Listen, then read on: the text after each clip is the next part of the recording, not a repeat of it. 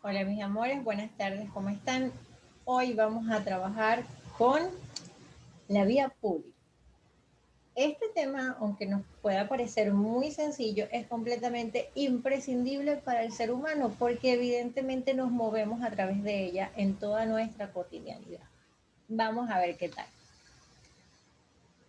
La vía pública, ¿qué es? Pues es el conjunto de autopistas, carreteras, avenidas, calles, aceras, caminos, bulevares, entre otros espacios destinados al tránsito no solo automotor, sino a la circulación a pie, en bicicletas y en cualquier otro medio de transporte.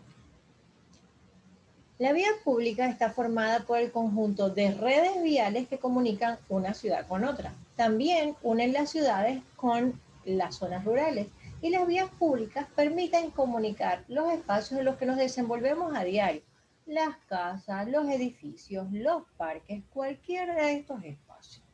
Ahora bien, generalmente estas vías están cubiertas por cemento o asfaltadas.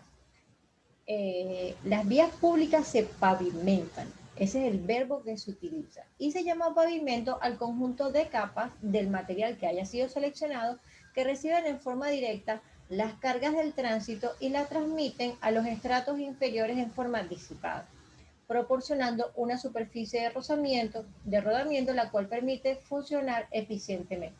Resulta que si yo coloco varias capas, el impacto que se produce por el movimiento de los carros, el peso, etcétera, etcétera, etcétera, esos materiales permiten que esa carga se vaya como disgregando de manera tal que absorba el impacto.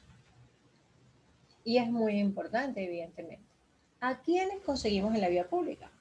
Los conductores, que son las personas que manejan los vehículos, los pasajeros, que son las personas que viajan en los vehículos pero no los manejan, y los peatones, que son las personas que se desplazan a pie o por otros medios. Ahora bien, dentro de las personas que están dentro de los carros o de cualquier medio de transporte terrestre, tenemos los conductores y los pasajeros.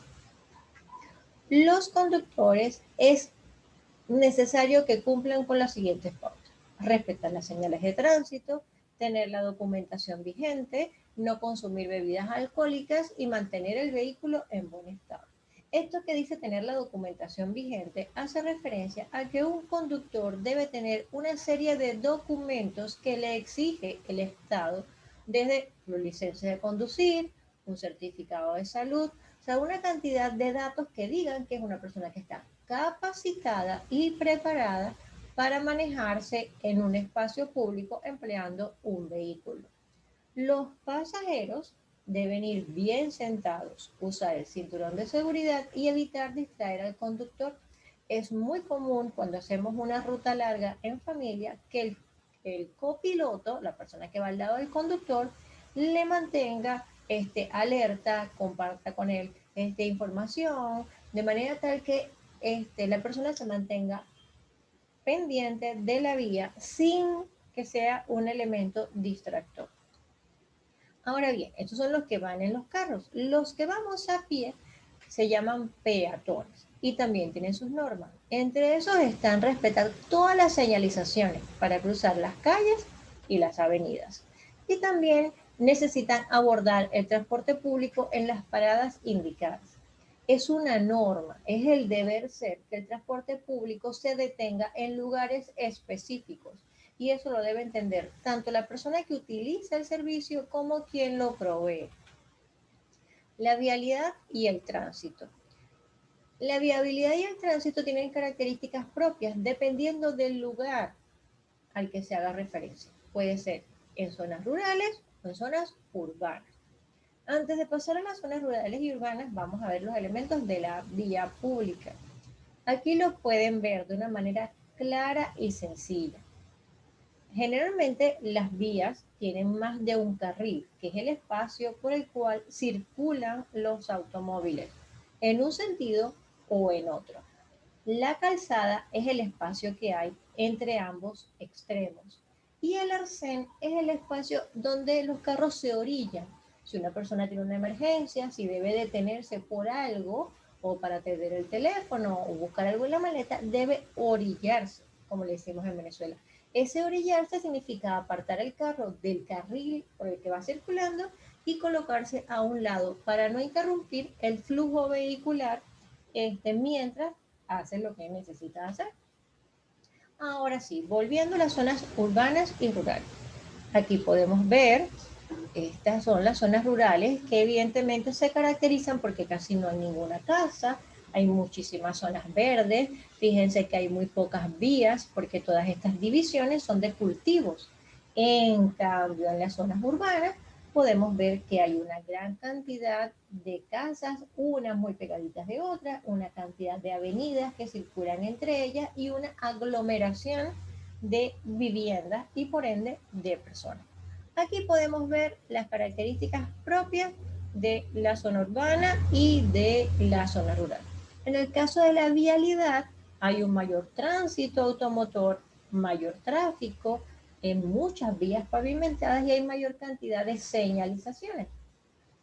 En lo referente a la población, hay concentración. En la zona urbana hay muchas más personas que viven en menos espacios. Por eso se necesita mayor cantidad de semáforos, mayor cantidad de pasos peatonales y demás elementos de seguridad vial. Y en lo referente a la economía de la zona urbana, generalmente tiene que ver con la industria, el comercio y los servicios. Ahora, en la zona rural, tenemos que la vialidad el tránsito motor es mucho más ligero, hay muchísimo menos tráfico y las señalizaciones están espaciadas. ¿Eso qué quiere decir? Que, bueno, que aquí hay una y allá a los kilómetros podemos conseguir otra, cosa que no sucede en las ciudades. La población en la zona rural generalmente es menor, hay menor cantidad de personas, por lo tanto menor cantidad de autos en las zonas rurales porque hay mayor extensión de ambientes naturales. Y la economía en las zonas rurales generalmente está basada en la agricultura y en la ganadería. Generalmente el acceso a los servicios públicos y a la educación, al igual que la salud, son más escasos, es más complicado porque hay menos escuelas, hay menos centros de salud y hay mayor dificultad con los servicios públicos. Ahora vamos con los medios de transporte. ¿Qué son? Los medios de transporte son todos los modos que le permiten a las personas movilizarse de un lugar a otro. Pueden ser terrestres, acuáticos o aéreos. Nos vamos a concentrar en los terrestres, que son los que están vinculados con el tema que vemos hoy. Los medios de transporte terrestre están formados por vehículos que transportan personas de un lugar a otro. Se mueven sobre ruedas por vías pavimentadas para que el desplazamiento sea más seguro. Según el servicio que prestan, pueden clasificarse en públicos o en privados. Aquí podemos ver los tipos de transporte terrestre. Está el transporte privado, que evidentemente es cuando las personas utilizan su carro particular. El caso del público son los que se utilizan de manera colectiva. Los pasajeros pagan un pasaje que generalmente está establecido por el Ministerio del Transporte, que es la tarifa que se debe cancelar. Todos los transportes de carga, como su nombre lo dice, son aquellos que movilizan muebles, alimentos, materiales, medicinas, animales, entre otros. Generalmente son muy grandes. Los trenes es un medio de transporte que permite movilizar miles de personas al día. Generalmente funcionan con electricidad o con carbón. Y ahora tenemos el transporte de seguridad. Transporte de seguridad no solamente hace referencia a esos que vemos en las películas, donde se hacen los asaltos que llevan el dinero de los bancos. No. Todo lo que tenga que ver con servicios, con seguridad y salud son medios de seguridad. Las ambulancias, las patrullas policiales, todo lo que tenga que ver con servicios públicos, el cableado telefónico, la electricidad, todo eso son considerados transportes de seguridad porque le ofrecen un servicio que le genera seguridad a la persona. En el caso del metro, es un transporte subterráneo que hay en algunas ciudades y que también puede, al igual que los trenes, movilizar a miles de personas a diario. Generalmente funciona con electricidad. Ahora bien, todos los medios de transporte y todas nuestras Normas para desenvolvernos en la vía pública requieren respeto.